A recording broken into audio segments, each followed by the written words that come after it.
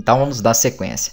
Qualquer modificação que seja feita aqui no seu banco de dados, nos campos ID, descrição, preço, qualquer informação que seja feita, né, você quiser que ela seja aplicada ao seu banco de dados, você não vai fazer por aqui mais, tá joia? Você vai fazer diretamente dentro do seu modelo. Por quê?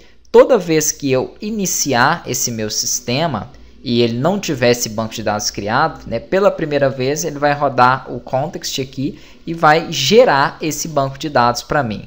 E através das informações que ele tem na classe produto, né, em cada um dos seus domínios aqui, dos seus modelos, ele vai gerar os campos. Então, se eu quisesse, por exemplo, que em vez de ID, o meu objeto ali ele se chamasse produto ID, primeiro deixa eu parar tudo aqui, ó, eu teria que modificar aqui, vamos fazer isso, ó, produto ID, vou até deixar assim, ó, com D minúsculo, ok.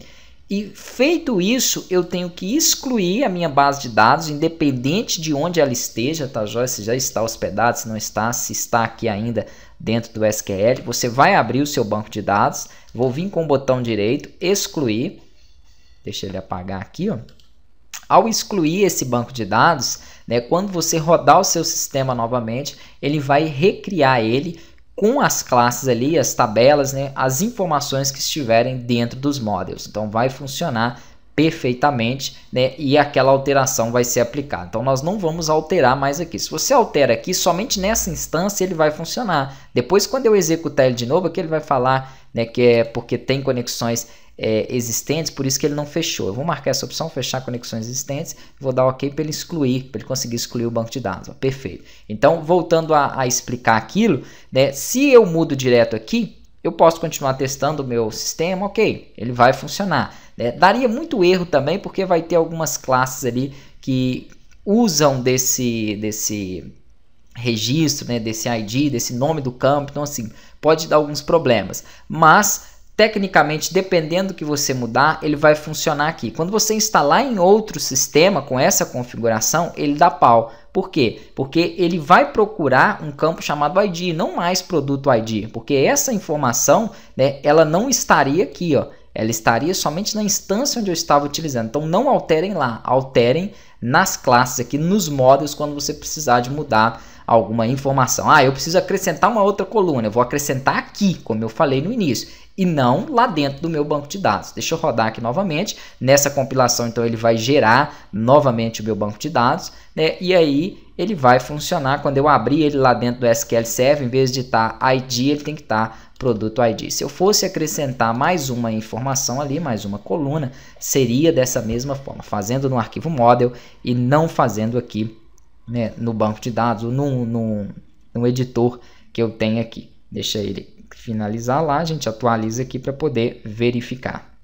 Então aqui ele rodou, né, e ele vai mostrar alguns erros de compilação, que eu já vou falar aqui, né, sobre o que é. Vou atualizar aqui a minha estrutura do banco de dados.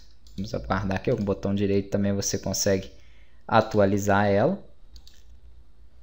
Ok, e aí ele já vai, se ele não atualizar como eu fiz aqui, às vezes não atualiza, você vai com o botão direito no banco de dados, manda atualizar que ele atualiza.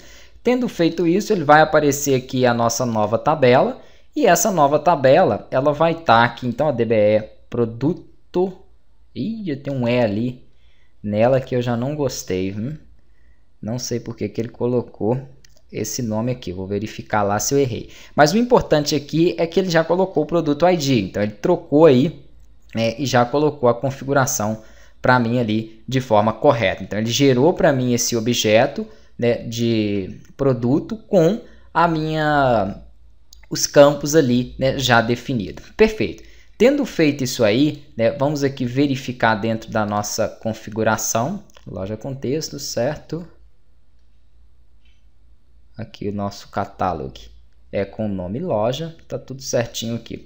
O que que acontece? Por que que aconteceu aquele erro? Esse erro ele é previsto porque dentro das minhas views que foram geradas, quando elas foram geradas, o campo, por exemplo, de ID era somente ID e não produto ID. Então isso vai ocasionar um erro, né? Se você tiver somente modificado uma coisa básica assim, você pode vir nas próprias views e de forma manual alterar. Se você tiver acrescentado vários campos, isso seria muito trabalhoso, que você teria que abrir as views aqui daria para corrigir assim também, né? Então, por exemplo, eu abri a minha view de criação.